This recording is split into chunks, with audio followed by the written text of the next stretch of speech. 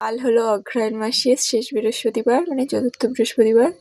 তো মা লক্ষ্মীর জন্য আমি আমাদের ছোট্ট একটা কাঠে লক্ষ্মীর ভাণ্ডার আছে, সেটাই লক্ষ্মী ঠাকুরের প্রত্যেক বছর পুজোর সময় মানে কিছু করে টাকা রাখা হয়, সেটাই আমি আজকে তোমাদের রং করে দেখাবো। সেটা হলো এই ভাণ্ডারটা, এটাই আমি আজকে কালার করবো।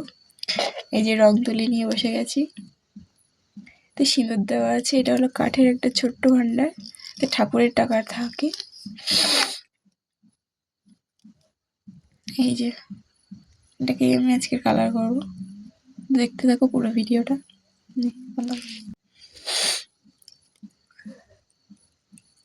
আমি এর আগে কাজ করেছি 1-2 বার হয়তো, কিন্তু আমি রং তুলি, আমার নিজের রং তুলি কেনার পর আমি ভেবেছিলাম যে ঠাকুরের কাজ আমি আগে করব।